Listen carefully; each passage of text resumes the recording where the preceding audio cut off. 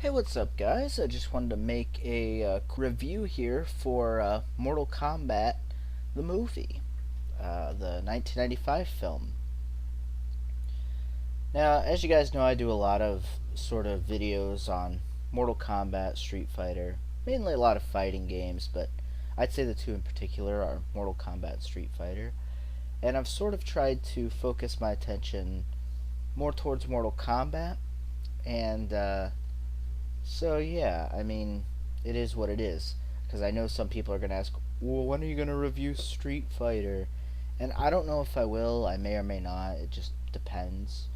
But as of recently, for people who've been watching my uploads recently, I uploaded some Ninja Turtle reviews because, as far as my channel existed, I hadn't done any Ninja Turtle reviews or even talked about them, and they're a big part of my childhood. As well as those being a big part of my childhood, or at least the first movie was. The Ninja Turtles themselves were a big part of my childhood, but the films, I enjoyed them, and I figured I just wanted to do videos for them. So, with that being said, I figured I would do one for Mortal Kombat. Now, as far as the video game movies are concerned, this is one of the better ones. I'd have to say this is probably one of the best video game movie adaptations made. And again, that's just my personal opinion. The other movie that I think is actually a really good video game movie is the new Need for Speed movie that came out. I hear a lot of people that were saying like, "Oh, it's just as good as Mortal Kombat," and I was like, I'll be the judge of that. And boy, was I surprised. So I just thought I'd tack that on in there. If you want to see another good video game movie and you like Mortal Kombat, I'd give Need for Speed a chance. Again, it's my own personal opinion that I think it's good. Just like this film. I know there are people out there that think this film's a bit overrated. I don't. I think it's perfectly fine. I think it gets good ratings for what it is. Um, the movie is just basically like people were saying, oh, it's Enter the Dragon with sci-fi elements or fantasy. And that's pretty well true. I mean, it didn't take a rocket scientist to make this movie. I mean, it really isn't that difficult of a film to make, which isn't necessarily a bad thing. The guy who directed this was Paul W.S. Anderson, and he'd go on to do the Resident Evil movies, which I personally think are highly overrated, but that's just me. If you like the films, that's fine. But I personally think they're highly overrated. I really wish they would get some, I wish they could just do something based on the games, really. At least the first couple games. But apparently that idea was, scrapped out and just never really took off, I guess. From what I heard, anyway. But this is just basically based on the first game. I mean, if you've ever seen the movie Enter the Dragon, Bruce Lee Enter the Dragon, which is a 1973 film, that's a very good movie to watch. If you haven't seen it, or if you've seen Mortal Kombat and you haven't seen that, or vice versa, if you've seen Enter the Dragon and you haven't seen Mortal Kombat, I definitely recommend vice versa seeing both, because I think you'd really like either one. And just because it was made in 73, some people think, oh, that's too old, man. There's no way I could watch that. It's probably really bad acting and really bad everything. But it's not. It's actually really well done. It's got a really nice score. Just like this movie, I liked all the actors in this movie. I don't think I had a problem with anybody. Um, you know, you got... Hang on, I'm going to have to check here, because I need to figure out how to pronounce the names here for some people. Alright, so you got Robin Shou as Liu Kang.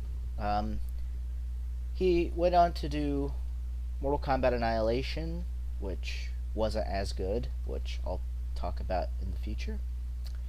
You got Lyndon Ashby, who did Johnny Cage. He did not reprise his role in the next movie. You got Bridget Wilson as Sonya Blade, again another person who did not reprise their role in Annihilation. You got Christopher Lambert as Raiden, who I thought was a really good Raiden. He kind of had these one-liners, and I really liked Raiden in this movie. I'd have to say he is probably, aside from like the ninja characters, I mean, Raiden was probably my favorite character. Lyndon Ashby was great too. I kind of tie Lyndon Ashby with Raiden, and Kari Haruyuki Tagawa, who played Shang Tsung. I mean, I would tie them all three. They were all really, really good. I thought they were the best. I think Robin Cho did great, and Bridget Wilson did good. I mean, like I said, those are just my personal favorite characters from this movie. You got Talisa Soto as Katana, who would reprise her role in the next movie. Then there's Chris Casim. Or well, hang on. I'm going off of Wikipedia for the actor listings here. You got Trevor Goddard as Kano, who unfortunately is not with us anymore.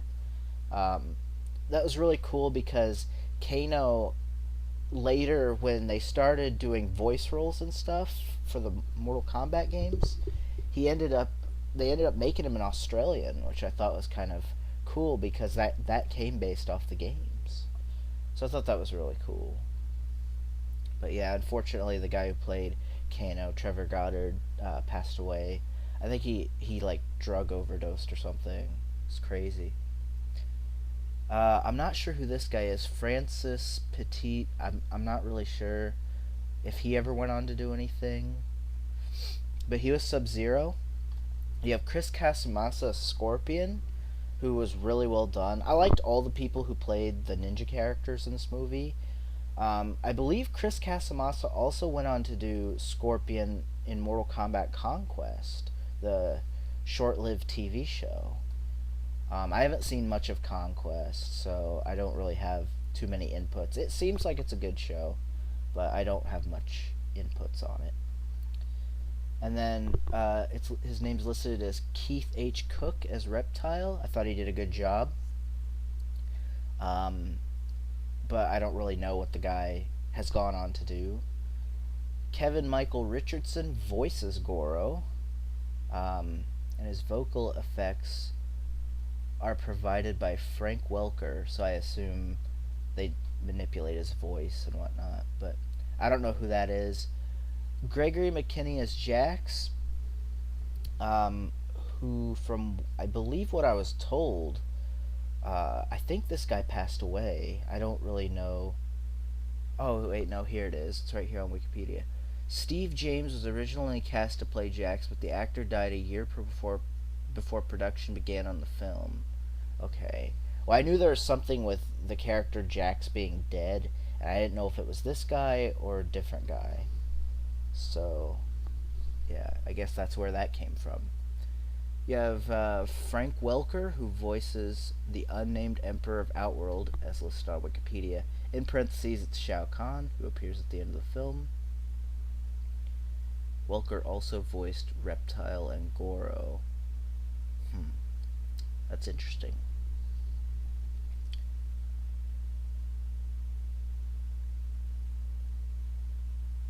Okay, I was just reading some other quick little roles here, but that's the big cast, mainly just the main people like Robin Cho, Lyndon Ashby, Bridget Wilson, Kari Haruyuki Tagawa. I can never say his name right.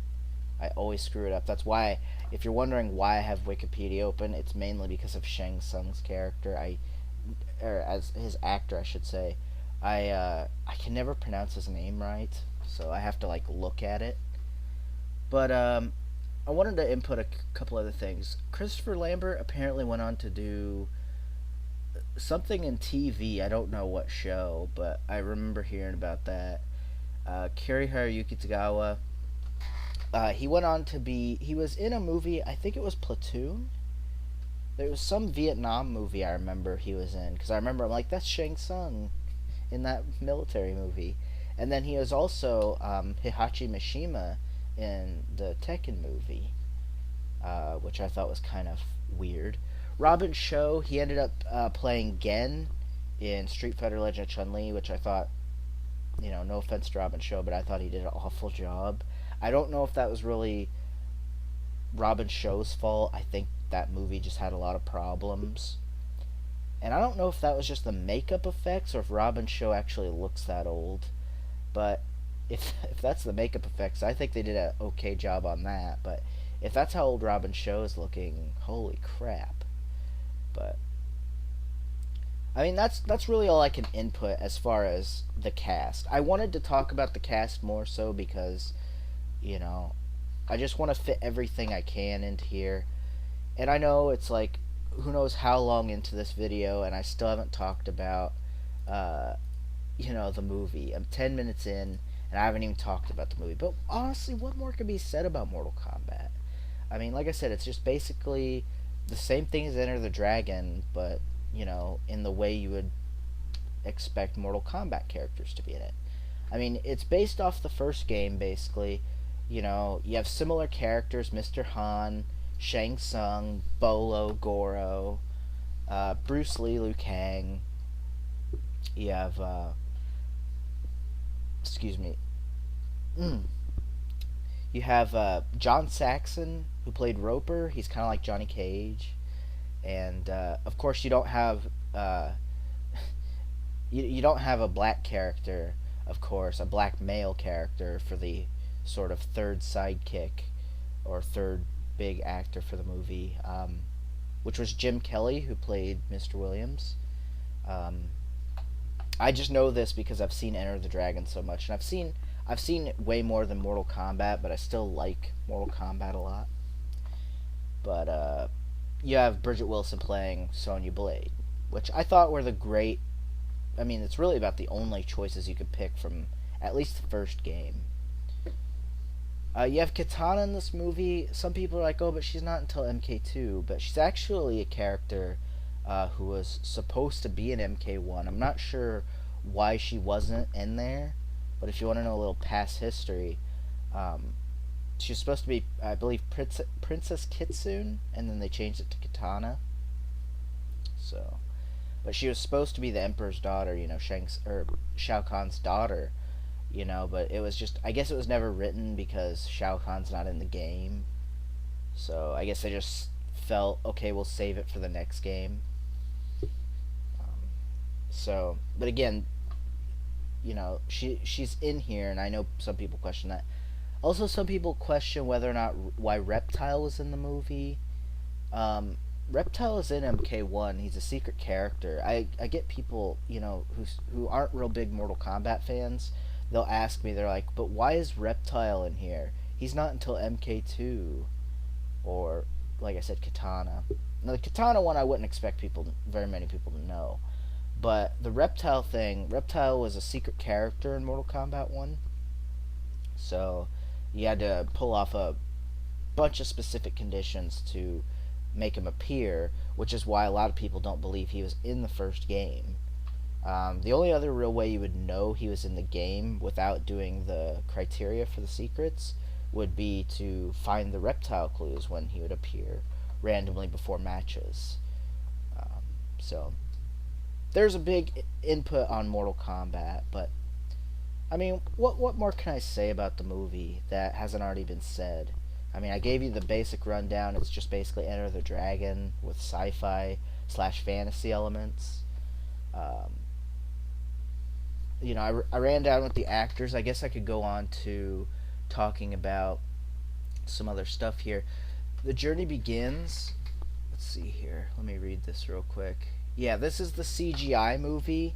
I don't know much about this. I don't recall that I've seen this.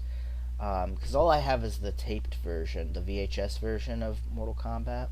But if you get the new Blu-ray, this comes on it, and it's a great help. There's a line that Shang Tsung says in this movie, Scorpion and Sub-Zero. How does it go? It's a Scorpion and Sub-Zero. The greatest of enemies, but slaves under my power, or something. And people didn't like that line because they weren't really slaves. So people didn't like that line, but apparently they explain it in here. It doesn't say here on Wikipedia, where I'm just kind of using Wikipedia. I'm not using Wikipedia like, oh yeah, I'm using Wikipedia, but I'm using it in the sense to kind of help myself follow along so I don't get off track. But there was something said in there where they apparently made it make sense. Like I said, I haven't seen The Journey Begins, but from what I'm told, there was something in the CGI movie that helped make it an exception to why he said that. So, again, For those of you who have anything to input on that, you can feel free to leave it in the comments or whatever, and you'll get your answer there. I'm sure somebody will know. But there was that. The soundtrack was a big hit. Of course, it's got that the song, the Mortal Kombat.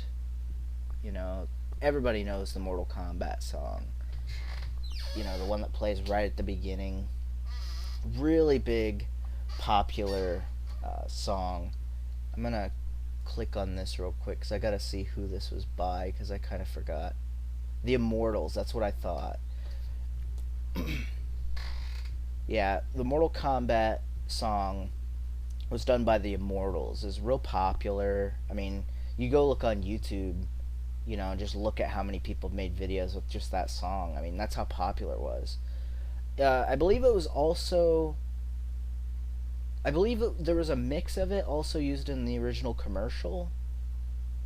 Because I believe this is sort of just a different mix for the movie, if I recall right. I could be wrong. If I am, correct me, please. But I'm just looking through some of the pieces of soundtrack. Zero Signal was a great song. That was the song that played during when Johnny Cage and Scorpion fought each other in Hell. That was really cool. Where's the one by Tracy Lords? Control. Was it Control? I believe it was Control by Tracy Lords. That's the song that plays when Liu Kang and Reptile fight. That's a really good song. That and Zero Signal by Fear Factory. Well, the Zero Signal by Fear Factory, the Control by Tracy Lords, and the Mortal Kombat theme, I thought were my favorite songs of the soundtrack. So I just figured I'd input that. Hang on, before I go on, I want to actually... Damn it. Just a second. Yeah, the soundtrack went platinum in 10 days, reaching the number 10 spot on the Billboard 200. That's fucking crazy, man. Not only did this movie sell well, but the soundtrack sold well. I mean, you never hear that. You just don't. So that's why Mortal Kombat was more than just the movie. It was more than just, it was a popular movie or the only good video game movie to ever exist. No, it wasn't only that. It was the fact that, it had a great soundtrack, great cast. You had people like Ed Boon backing this. For all the voices and stuff, like the, come here and get down here. That's all done by Ed Boon. And if you guys, I'll go ahead and input something else real quick here. If you guys have seen the, there's a Comic-Con video floating around, and it's a video of Ed Boon doing Scorpion's Get Over Here. And, he did it like recently, and it sounds so good. It's unbelievable how much, he sounds like him, because he did the voice in the games and in the movie and everything. But it's just unbelievable, A, the fact that it really is him, seeing him actually do it, but B, the fact the guy can still do it. I think that's crazy. But I just wanted to input that little extra bit about the soundtrack and everything. Alright, let's see. I'm going to check and see how much it made. The film enjoyed a 3-week stint at number 1, grossed $70 million domestically, and earned an estimated $122 million worldwide.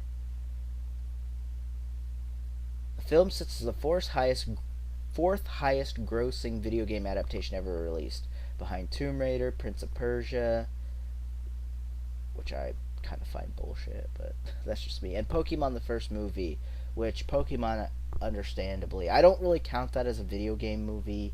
I just count that as an anime movie. I don't really count that as a video game movie, personally.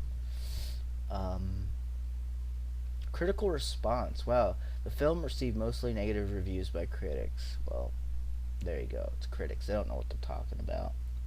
Look, I understand if you don't like the film, and I understand if you have legitimate complaints with the film, but I mean, there are some people out there, and this is one of the things that really kind of pissed me off with this movie, with people and this movie, not with this movie. When people say there's no blood, there's no fatalities, you don't need them. You know, not everybody plays Mortal Kombat for gore. You know, I mean, that's like a novelty. That's like going to go see American Pie, but you're only going to see it for the tits, and you're not going to go see it because it's also funny. You're just going because there's tits in the movie. You know, it's the same sort of deal. That's when movies fail, when you go to see them for something real novelty like. You know, so again, I don't agree with that, but again, that's just me. And then, of course, everybody knows Mortal Kombat Annihilation was released in '97, 2 years later, which I'll talk about in the future at some point. Spin-off TV series, Defenders of the Realm, which was the cartoon sequel, which I actually didn't know that. I mean, I knew of Mortal Kombat Defenders of the Realm, but really didn't know much about it. I seen it once a long, long, long time ago. Back in like the late 90s, I seen it. I rented the tape from the video store, but I haven't seen it since, so I don't remember anything about it. And Conquest, I never had cable, so that was on TNT, so I never saw that, unfortunately. I mean, I've seen bits and pieces on YouTube and stuff, but I've not actually seen it on TV or anything, so. And yeah, I think I covered mostly everything. I covered the cast, my favorite cast members. I mean, I liked them all. I really liked Kano. I really thought Trevor Goddard did a good job as him. I guess I should talk about my favorite fights. Obviously, I think my favorite fight was with Reptile and Liu Kang. I thought that was the best fight of the film. I mean, the Johnny Cage and Scorpion one was really good, but I think the Liu Kang and Reptile one's the best fight. But I really liked the Johnny Cage and Scorpion one. It was really nice. You got introduced to some original characters. One of them, which is the main one I'm going to talk about, was Art Lee. He was the black guy in the film, the bald one, who gets killed by Goro. And everybody has said, you know, when are they going to make him a DLC character for Mortal Kombat? I think that would be cool, but I don't know if it'll ever happen. But I've seen people talk about it like, oh, they should make Art Lee DLC. And I personally wouldn't be against it. I mean, it's DLC for Christ's sake. I mean, if you're going to put some botched looking Freddy Krueger in there, even though I like Freddy Krueger, I thought they did a really weird, ridiculous looking job to him. But they did a lot of other characters really well. Freddy Krueger is actually the only character I didn't like. For DLC. You know, his X-ray move was cool, but I just didn't like his look. I don't know. There's just something about his look I didn't really care for. I mean, it was drastically changed for one, but I don't know. Just seems kind of weird. And of course, way back in the day, I made a video. It was a quick little reaction video where I was kind of upset about Kratos being an MK9. And so I wouldn't be opposed to Art Lee being in the movie or in the game for DLC, but I doubt it'll ever happen. I'd love to see a mod. If there's a mod on YouTube, or you know, someone showcasing it, or if there's a mod on Steam or whatever, I'd love to see it. I think that would be cool. Like if you could just like redo Jax or somebody, you know, as or maybe not even Jax. I don't know, anybody. Or pick Johnny Cage, reskin him as a black dude, and make him Art Lee. I think that would be cool. But that's just me. But my favorite lines, I'll go ahead and talk about my favorite lines. I just thought I'd talk about those characters real quick. My favorite lines from the movie, well, obviously, I think my favorite line from the movie is, "Those are $400 sunglasses, asshole." You know, I always like that. Um, there's just a lot of good lines. If you so much as touch your Kano, you'll need a seeing eye dog. I always like that. Um, what other lines are there? I mean, there were a lot of good lines in this movie. Christopher Lambert always had those one-liners. He was a serious, but he was kind of like a sly, witty character who I liked. Uh, this is where you fall down. It's been a long time since I've seen Mortal Kombat 1, to be honest. It's been quite a while. It's been probably 3 or 4 years. So I'm kind of struggling with a little bit of stuff, but I mean, I've seen it so many times, I know what the movie's about, you know? It's not like I need to watch it again and be like, oh yeah, I don't remember, you know? I'm struggling to remember lines, for Christ's sake. Yeah, it's like I'm horribly failing at this, but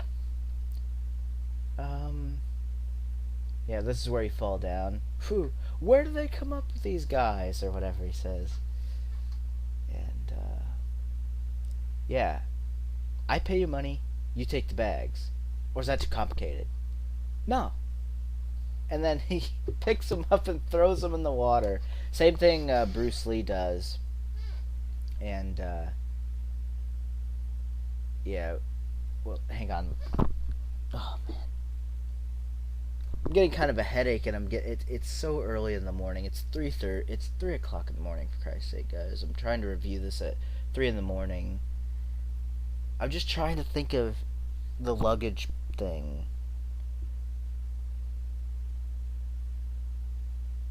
Bruce Lee doesn't ever throw anybody's luggage, I don't think. I know Liu Kang did, but I don't think Bruce Lee ever did that. He always had that guy, do I bother ya? Don't waste yourself. What's your style? My style? You could call it the art of fighting without fighting. But anyway, you guys know the line. That's from Enter the Dragon, by the way. I mean, there's not much else to say. I'm just struggling with what I want to say, because I've already said I like the movie. I already talked about the soundtrack, the extra stuff that you might want to know. I really just don't know what else to say. I mean, it was a great movie. If you haven't seen it, definitely go check it out. I haven't spoiled anything really at all.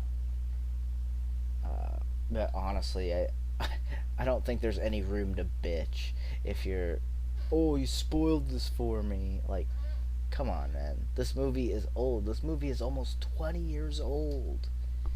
You know? I don't fucking feel sorry for you if I spoiled something. Shouldn't be watching reviews on it. You know? I said, go watch it. You know? I can't stand people that do that, to be honest.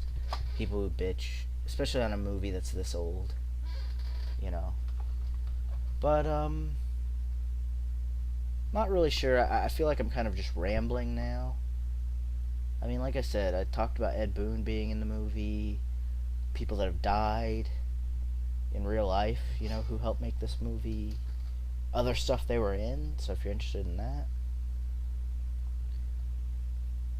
And I think that's it, folks. I gave you my favorite fights, my favorite lines. I mean, I'm sure if I watched it again, I would remember some more lines.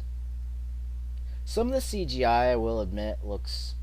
I mean, the CGI obviously looks dated in today's standards, but for Christ's sake, guys, it was 1995. You know, I don't think it was that bad of CGI. Some people are like, oh, that's bad CGI, but I don't really think so. I mean, anything... I mean, even looking at PlayStation games... Like, you look at old PlayStation games. Remember when those were good graphics to people?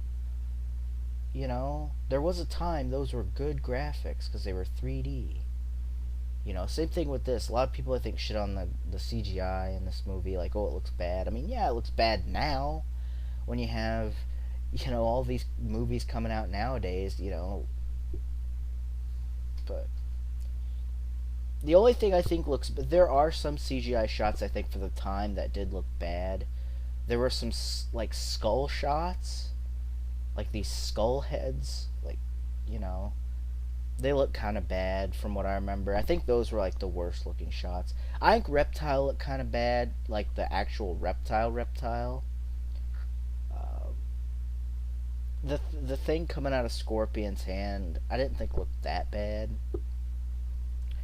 I just think Reptile looked a bit ridiculous, but I think it just looks dated is all. I don't really think it looks bad. It's more so just dated. A lot of the effects are just dated.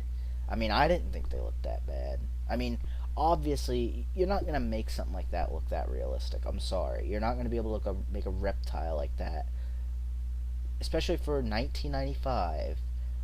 Look that realistic, and I don't. They didn't. I don't even think they had the budget. I mean, what did I say the budget was? Like, yeah, budget 18 million. I mean, for Christ's sake, guys, the budget was 18 million and it made 122 million. So, like I said, I feel like I'm rambling on right now. Um, there's just not much more I can say.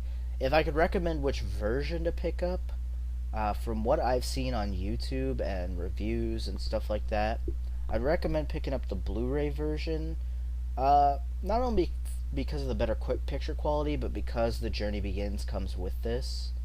And I'd definitely recommend watching The Journey Begins first, and then watching this. The Journey Begins is nowhere near as good as this actual movie, but it's a good precursor to the movie. Again, you'll never have to watch it again.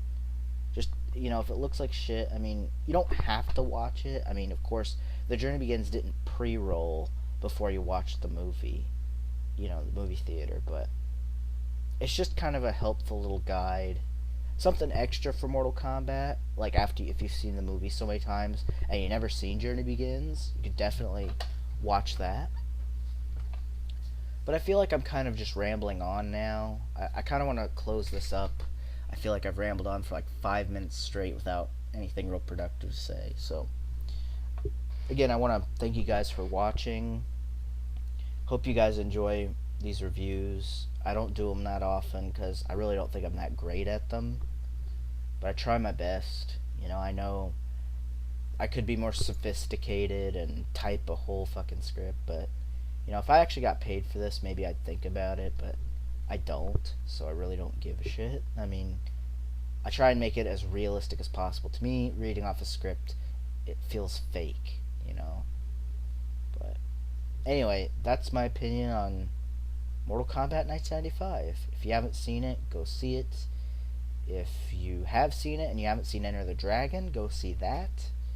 If you've seen this and Enter the Dragon, but you haven't seen Journey Begins, you might as well watch it. If you watch Journey Begins, I think you'll be a step ahead of me because I don't recall ever seeing it. So I wish I would have, that's the only thing I really feel was lacking in this video. I didn't really have much to say other than what I sort of flipped through on Wikipedia. But I don't have much else to say. I think I'm going to close it up now. So, again, thank you guys for listening. Thank you guys for watching. Hope you enjoy this video, or hope you enjoyed it, I should say. And I'll see you guys for whatever review comes next. Might even be Annihilation. So, till next time, guys, I'll see you all later. Peace.